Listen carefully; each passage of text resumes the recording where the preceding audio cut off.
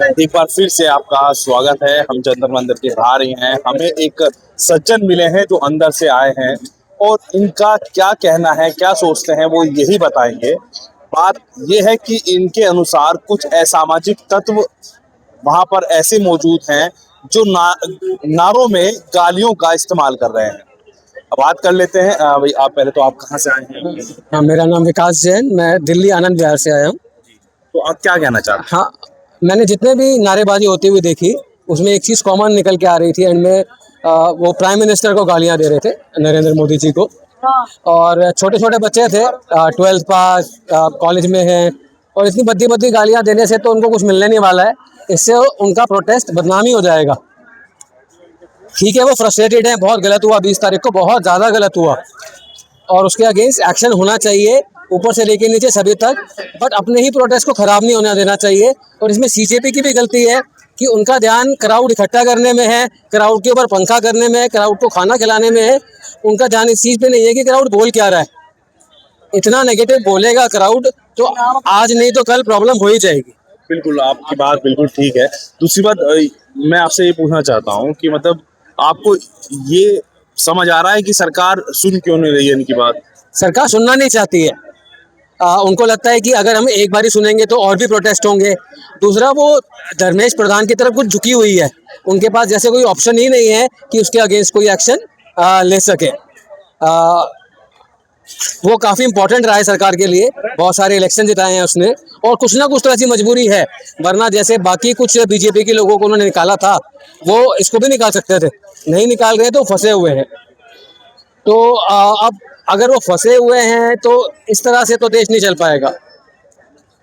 इतनी करप्ट सरकार तो नहीं हो सकती। अगर कोई 40 लाख रुपए नीट पेपर पे खर्चेगा तो क्या वो बाद में ऑनेस्ट डॉक्टर बनेगा? क्या वो अपने माँ बाप को वो 40 लाख रुपए निकाल के नहीं देगा? कहाँ से निकालेगा? क्या उसकी नॉर्मल सैलरी से आएंगे? उसको गड़बड़ करनी पड़ेगी।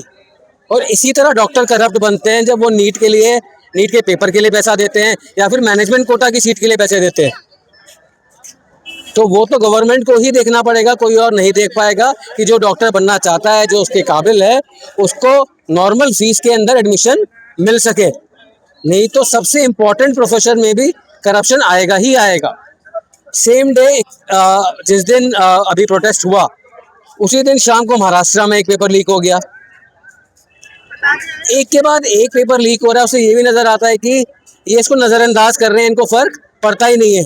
या तो काम इनको आता नहीं है या ये काम कर नहीं रहे हैं। अगर काम इनको आता नहीं है तो भी सरकार में नहीं होना चाहिए, इनको कर नहीं रहे हैं तो बिल्कुल भी नहीं होना चाहिए। तो सरकार तो पूरी तरह गलत है इस पर, एजुकेशन के मामले में, लेकिन ये प्रोटेस्ट करने का तरीका गलत है। तो आप कोकरोच जनता पार्टी के जो लोग हैं जो इस प्रोटेस्ट को लीड कर रहे हैं, उनके लिए आपका क्या संदेश है? संदेश है कि लोग क्या बोल रहे हैं, प्रोटेस्ट के समय लोगों के साथ होना चाहिए। प्रोटेस्ट के दिन भी वो लोगों के साथ नहीं थे, चाहे उनके इम्पोर्टेंट काम होंगे। जो भी मेन लोग थे वो या तो बीजेपी से बात करने गए थे, नड्डा जी से, या कहीं और लगे हुए थे। पब्लिक क्या कर रही है उससे उनकी इमेज क्रिएट हो रही थी।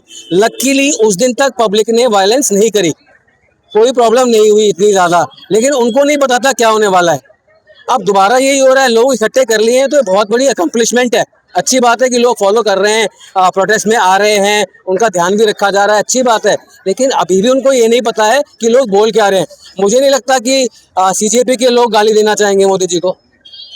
मुझे बोल सकते तो गाली या हिंसा तो आंदोलन के लिए है ही नहीं, और वैसे भी नहीं है आंदोलन। आज जो बच्चे इतनी गाली दे रहे हैं, कल को वो हिंसा भी कर पड़ेंगे।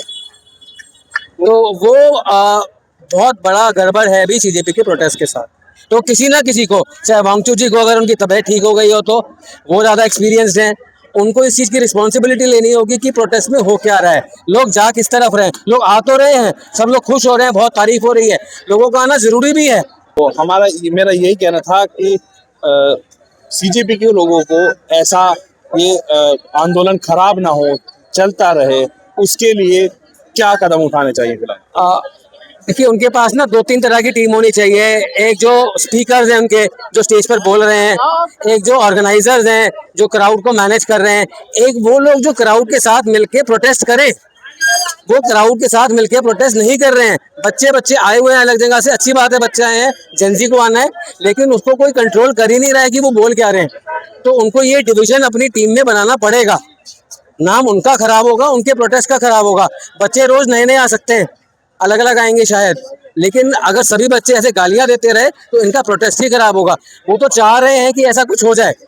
गवर्नमेंट तो पहले दिन से चाह रही है, गाड़ी खड़ी कर रही है, पत्थरों की टूटी फूटी गाड़ियां खड़ी कर रही है, ताकि एंड में इनको दिखा पाए कि बच्चों ने प्रोटेस्ट में कुछ गड़बड़ करी। अभी ये गालियां जब टीवी पे दिखाई जाएंगी, एनडीटीवी पे, हाँ फिर दिक्कत फिर क्या होगा शाम को। हाँ। उम्मीद करते हैं कि कोकरोच जनता पार्टी के लोग भी जैन साहब की बात को गंभीरता से लेंगे और जो ये कह रहे हैं उनके जो सुझाव हैं उन पर भी विचार करेंगे। हमारे